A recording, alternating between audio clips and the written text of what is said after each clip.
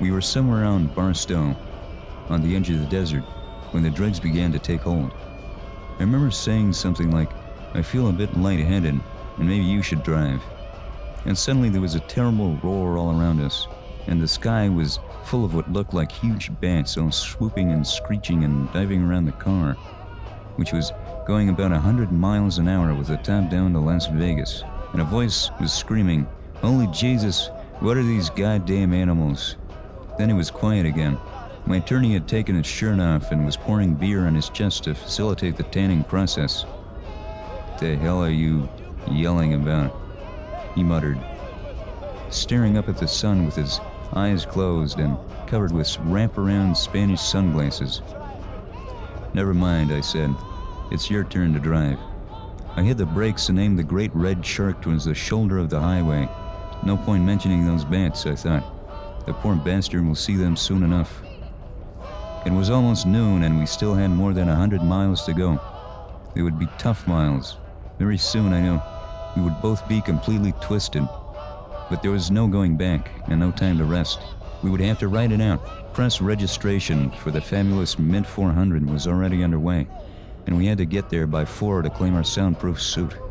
A fashionable sporting magazine in New York had taken care of the reservation, along with this huge red Chevy convertible we just rented off the Sunset Strip. And I was, after all, a professional journalist, so I had an obligation to cover the story for good or ill. The sporting editor had also given me $300 in cash, most of which was already spent on extremely dangerous drugs. The trunk of the car looked like a mobile police narcotics lab. We had 2 bags of grass, 75 pellets of mescaline, 5 sheets of high-powered bladder acid, a salt shaker half full of cocaine, and a whole galaxy of multicolored uppers and downers, screamers, laughers, and also a quart of tequila, a quart of rum, a case of Budweiser, a pint of raw ether, and 24 amules. All this had been rounded up the night before in a frenzy of high-speed driving all over Los Angeles County, from Topanga to Watts. We picked up everything we could get our hands on. Not that we needed all of that for the trip, but once you get locked into a serious drug collection, the tendency is to push it as far as you can.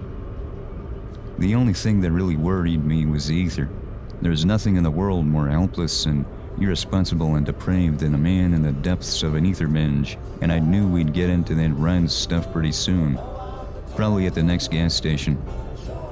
We had sampled almost everything else, and now, yes, it was time for a long snort of ether, and then do the next 100 miles in a horrible, slobbering sort of spastic stupor.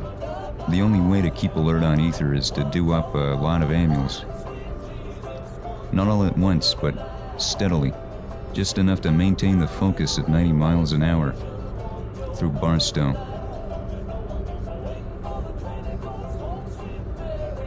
"Man, this is the way to travel," said my attorney. He leaned over to turn the volume up on his radio, humming along with the rhythm section and kind of moaning the words. "One toke over the line, sweet Jesus, one toke over the line. One toke, you poor fool. Wait until you see those goddamn bats." I could barely hear the radio, slumped over on the far side of the seat, grappling with the tape recorder, turned all the way up on No Sympathy for the Devil.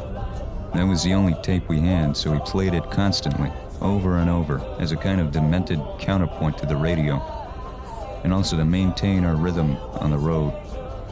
A constant speed is good for gas mileage, and for some reason that seemed important to us. Indeed, on a trip like this one, must be careful about gas consumption. Avoid those quick bursts of acceleration that drag blood to the back of the brain. My attorney saw the hitchhiker long before I did. "Let's give this boy a lift," he said, and before I could mount any argument, he was stopped, and this poor Okie kid was running up to the car with a big grin on his face, saying, "Ah, damn, I never rode in a convertible before."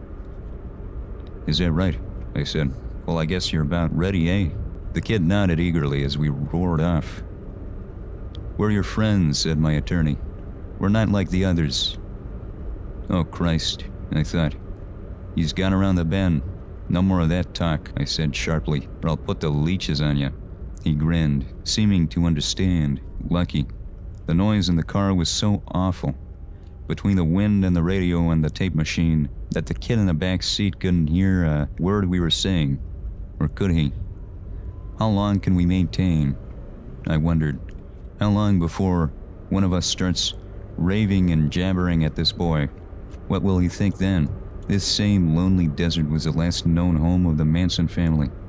Will he make that grim connection when my attorney starts screaming about bats and huge manta rays coming down on the car? If so, well, we'll just have to cut his head off and bury him somewhere, because it goes without saying we can't just turn him loose. He'll report us at once to some kind of outback Nazi law enforcement agency, and they'll run us down like dogs. Jesus, did I say that, or just think it? Was I talking? Did they hear me? I glanced over at my attorney, but he seemed oblivious, watching the road, driving our great red shark 100 miles in 10 or so. There was no sound from the back seat. Maybe I'd better have a chat with this boy, I thought. Perhaps if I explain things, he'll rest easy. I leaned around in the seat and gave him a fine big smile, admiring the shape of his skull. By the way, I said, there's one thing you should probably understand. He stared at me, not blinking. Was he gritting his teeth? Can you hear me? I yelled. He nodded. That's good, I said, because I want you to know that we're on our way to Las Vegas to find the American dream. I smiled. That's why we rented this car. It was the only way to do it. Can you grasp that? He nodded again, but his eyes were nervous. I want you to have all of the background, I said, because this is a very ominous assignment, with overtones of extreme personal danger. Hell, I forgot all about this beer. You want one? He shook his head. How about some ether? I said. What? Never mind. Let's get right to the heart of this thing. You see, about 24 hours ago, we were sitting in the Polo Lounge at the Beverly Hills Hotel. In the patio section, of course. And we were just sitting there under a palm tree when this uniformed dwarf came up to me with a pink telephone and said, "This must be the call you've been waiting for all this time, sir." I laughed and ripped open a beer can that foamed all over the back seat while I kept talking. And you know, he was right. I'd been expecting that call, but I didn't know who it would come from. Do you follow me? The boy's face was a mask of pure fear and bewilderment.